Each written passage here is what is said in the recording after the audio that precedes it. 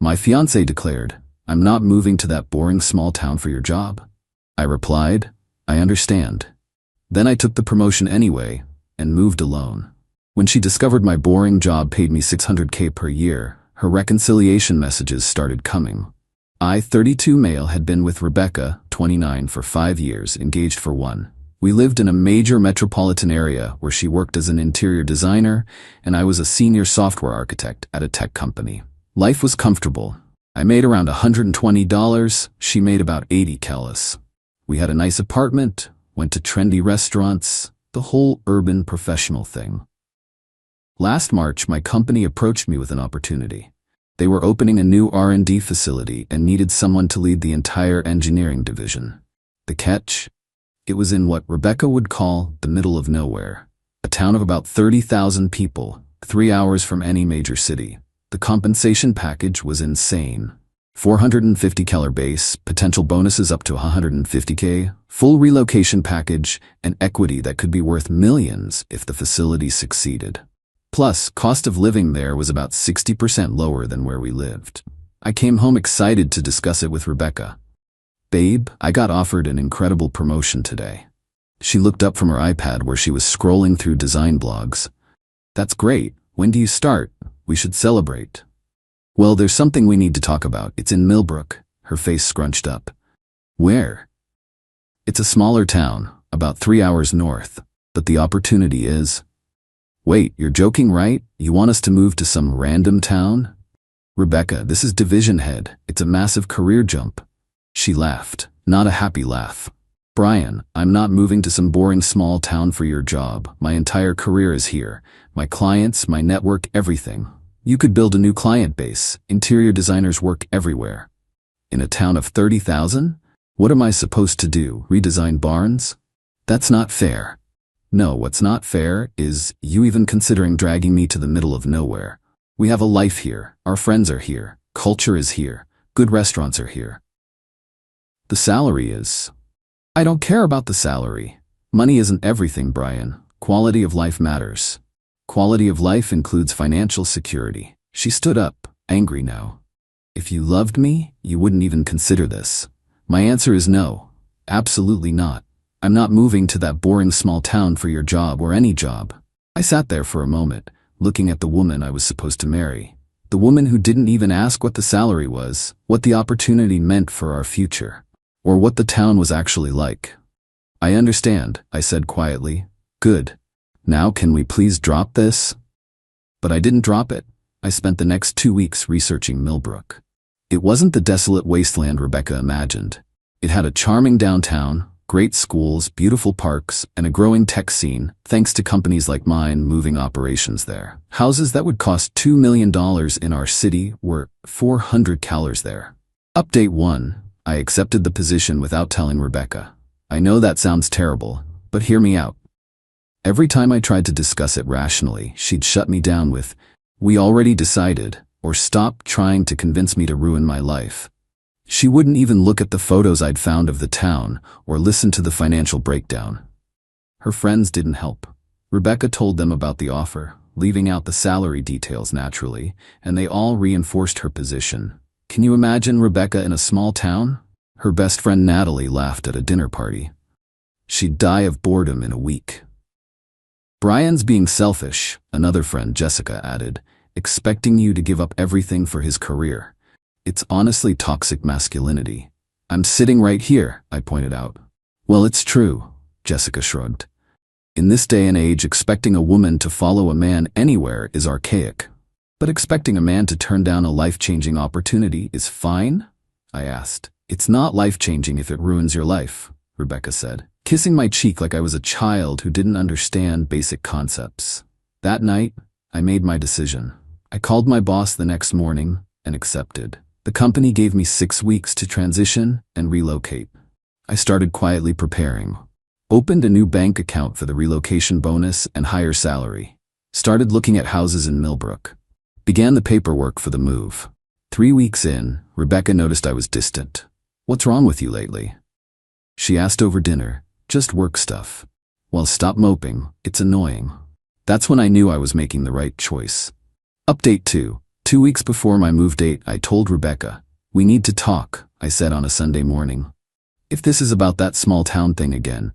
I accepted the job. "I'm moving to Millbrook in 2 weeks. She stared at me, then laughed. "Very funny." "I'm serious. I've already found a house to rent. The movers come next Monday." The color drained from her face. You can't be serious. We're engaged. And you made it clear that your life here is more important than our future together." "That's not what I said." "You said you wouldn't move for my job or any job. You wouldn't even discuss it." "Because there's nothing to discuss. Brian, you're throwing away everything we built for some job. It's not just some job. It's running an entire division. It's a career-defining opportunity. I don't care if they made you CEO, I'm not moving. I know. That's why I'm going alone." She stood up, shaking. "You're choosing a job over me? You chose your lifestyle over us. I'm just accepting that choice. If you leave, we're over. I know. You're really gonna throw away 5 years for money?" I almost told her about the $600 total compensation then. Almost. But I realized it wouldn't matter. She'd made her decision without even asking about the money. She didn't care about our financial future, only about maintaining her current lifestyle. "It's not about money. It's about respect. You didn't even consider my opportunity. You just declared your decision and expected me to fall in line." "Because I thought you loved me. I do love you. But I also love myself enough not to sacrifice my entire future because you think small towns are boring." Update 3. The next 2 weeks were hell. Rebecca cycled through every emotion possible. First, anger. She threw my clothes out of our closet, told all our friends I was abandoning her, posted cryptic messages on social media about narcissistic men who only care about money. Then bargaining. "What if you commute? 3 hours isn't that bad. You could come home weekends." "Rebecca, that's not sustainable." "Then I'll visit. We can do long distance. You just said if I leave, we're over." I was emotional. "We can make it work." "Can we?" "You won't even visit the town to see it." Then depression. She'd cry constantly, telling me I was ruining her life, that she'd never love anyone else, that I was making a huge mistake. Finally back to anger when she realized I wasn't changing my mind. Moving day came. Rebecca stayed at Natalie's house. She'd already blocked me on everything except email. Needed that for logistics of getting off our shared apartment lease. The drive to Millbrook was peaceful. For the first time in weeks, I could breathe. The town was even better than the pictures. My rental house was a beautiful 3-bedroom craftsman with a yard, something we could never afford in the city. My new office was state-of-the-art. My team was brilliant and excited. I started my new position and dove into the work. The responsibility was intense but exhilarating. I was building something important, leading a team of 50 engineers, making decisions that would affect the company's future. Update 4. Life in Millbrook was good. Really good. I'd joined a local gym, made friends with neighbors, found great local restaurants. Yes, they existed. The town had a thriving community, farmers markets, local festivals, outdoor concerts in the summer. My work was going exceptionally well. We'd landed a major contract, and my first quarterly bonus hit, $40,000. My total compensation for the year was on track to hit $600. I bought a house, not rented, bought. A gorgeous 4-bedroom colonial on 2 acres for $425,000. In our old city, it would have been worth $3 million easy. Then the messages started. First from Jessica. "Hey Brian, hope you're doing well. Random question. Rebecca said you took a new position? She's being weird about it. Is everything okay?" I didn't respond. Then Natalie. "Brian, can we talk? Rebecca's been struggling. Maybe you two should talk things through." Also ignored. Then Rebecca's mom, who I'd always liked. "Brian, honey, I don't understand what happened. Rebecca says you chose your career over her. That doesn't sound like you." I did respond to her. "Hi Margaret. Rebecca decided she wouldn't even consider moving for my career advancement. I respected her choice and made mine. I hope she's well." Margaret wrote back. "She didn't tell me it was a career advancement. She said it was a lateral move to nowhere." I didn't correct her. Wasn't my job to manage Rebecca's narrative. Update 5. The dam broke when I posted a photo on LinkedIn. It was from our division's launch party for a new product.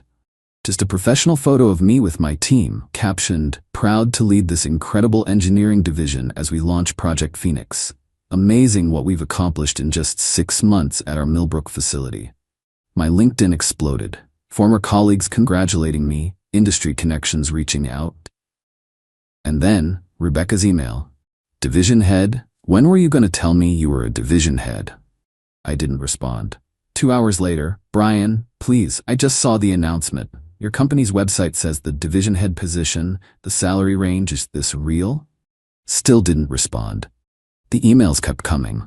I looked up the house you bought. It's beautiful.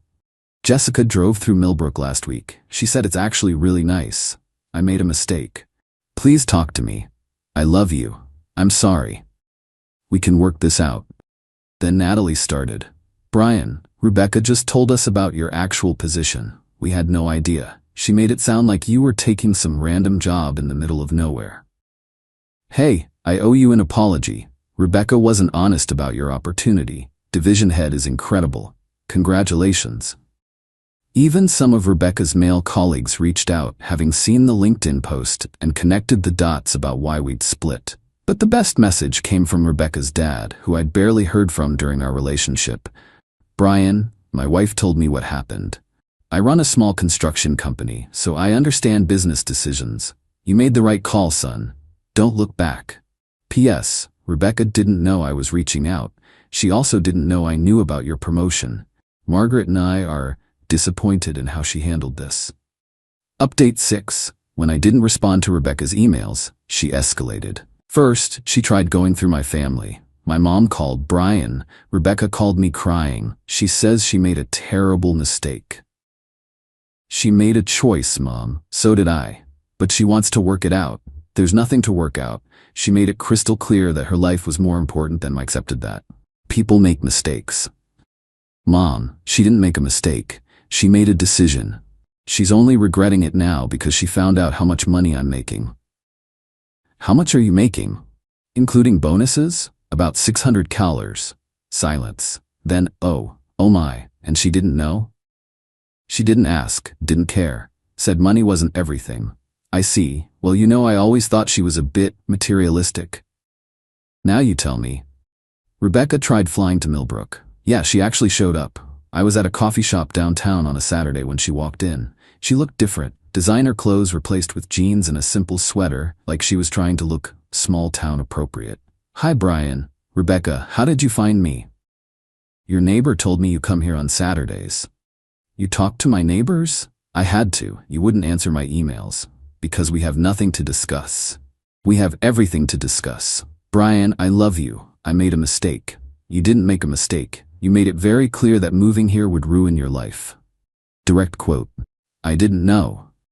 Didn't know what? How much money I'd make. What the town was like. You didn't know because you didn't care to ask. That's not fair. Rebecca, you called me selfish. You let your friends call me toxic. You said I was choosing money over you. You threw my clothes out of the closet. I was upset. And now you're here because you found out I'm making $600. That's not why. Really? Then why didn't you come 3 months ago? 6 months ago? I needed time to think. You needed time to find out what you walked away from. There's a difference. She started crying. Real tears, not the manipulative kind. Brian, please. I see it now. The house, the community, your success. We could have an amazing life here. I am having an amazing life here. Without me. That was your choice. Let me fix it. I'll move here. I'll start over. I can build a design business. There are wealthy people here who need designers, right? I researched it. There's actually demand. You researched it now, after finding out about the money. It's not about the money. Rebecca, 2 weeks ago you posted on Instagram about small-town people with small-town minds. You were talking about here, weren't you? She went pale. You saw that? Natalie sent it to me. She thought I should know what you were saying. I was bitter. You were honest. You think you're better than people here. You'd be miserable, and you'd make me miserable. Again. I've changed. No, your circumstances have changed. You found out what you gave up, and now you want it. But you don't want me, Rebecca. You want the life my success could give you. Update 7. When emotional manipulation didn't work, Rebecca went legal. I got a letter from a lawyer claiming I owed Rebecca compensation for financial damages incurred due to relationship dissolution under false pretenses. Their argument?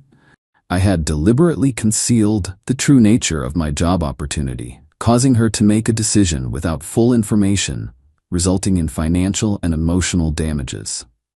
I laughed so hard my neighbor knocked to check if I was okay. My lawyer's response was beautiful. Mr. Thompson attempted multiple times to discuss the opportunity with Ms. Hartley, who refused to engage in such discussions. She ended the relationship based on her stated unwillingness to relocate, regardless of circumstances. Mr. Thompson's subsequent success does not constitute false pretenses. No damages are owed.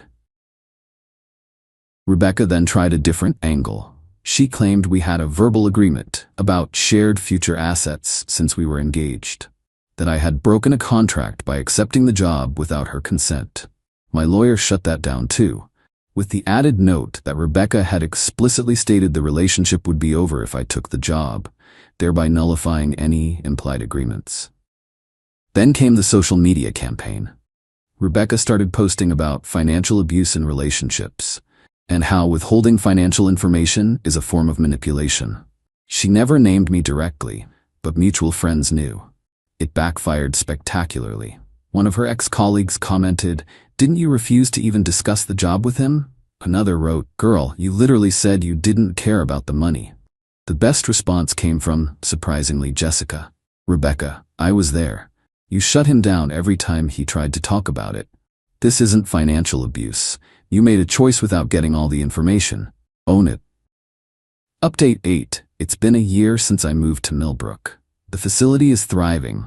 My team just launched a product that's revolutionizing our industry. My total compensation this year hit $625K with bonuses. I bought a second property, a cabin by the lake, 20 minutes from town. Started dating someone, Amy, a local veterinarian, who's smart, funny, and thinks designer labels are a waste of money that could go toward animal rescue. Rebecca's still in the city. From what I hear through the grapevine, she's struggling. Lost some clients during her bitter phase when she couldn't stop talking about our breakup. Natalie apparently got tired of her constant complaints about what should have been. She sent me one last email last month. "Brian, I know you've moved on. I see the photos of you and your new girlfriend. She seems nice. I wanted you to know that I finally understand what I lost. Not the money, though I won't lie, that stings. But I lost someone who was willing to build a future, and I was too shallow to see it. You were right. I didn't want you. I wanted a lifestyle. I thought that lifestyle was in the city, with trendy restaurants and fancy parties. I didn't realize life could be good, maybe better, somewhere else. I'm not asking for anything. I know that ship has sailed. I just wanted to say I'm sorry for not even listening when you tried to share your excitement about the opportunity. I hope you're happy. You deserve it. Rebecca." I actually responded to that one. "Rebecca, thank you for the apology. I appreciate it. I am happy. I hope you find your happiness too, Brian." Final update. Last week I ran into Margaret and Rebecca's dad at a restaurant in the city. I was there for a conference. They invited me to join them for coffee. "We owe you an apology," Margaret said. "We raised Rebecca to value the wrong things, status, appearances, what others think. When she told us the full story, the real story, we were ashamed. She's our daughter and we love her," her dad added. "But you made the right call, son. Man to man, entrepreneur to division head, you made the business decision and the personal decision correctly. Thank you. That means a lot." "She's in therapy now," Margaret said quietly, working on understanding why she couldn't see past her preconceptions, why she wouldn't even listen. "I'm glad she's getting help." "Are you happy?" she asked. "Very. My job is incredible, the town is wonderful, and Amy's amazing." Good. As I was leaving, her dad shook my hand. "For what it's worth, we would have been proud to have you as a son-in-law. Rebecca knows she lost a good one." "Thank you, sir." Here's what I learned from all this. When someone shows you who they are, believe them. Rebecca showed me that she valued her comfort and image over our partnership. She wouldn't even have a conversation about possibilities because she'd already decided what mattered to her. The money wasn't the point. It never was. The point was that she didn't see us as a team. She saw her life, her career, her needs, and I was either an accessory to that or an obstacle. To anyone facing a similar situation, Don't sacrifice your future for someone who won't even discuss compromise. Don't dim your light for someone who thinks your dreams are less important than their comfort zone. And for God's sake, if your partner gets a major opportunity, at least ask about the details before saying no. I'm living my best life in my boring small town, leading an incredible team, making more money than I ever dreamed, and with someone who'd move to Antarctica with me, if that's where my dreams led. Sometimes the best thing someone can do is show you exactly who they are, so you can make the right choice to walk away. Thanks for following along, Reddit. Peace out from Millbrook, the boring small town that changed my life.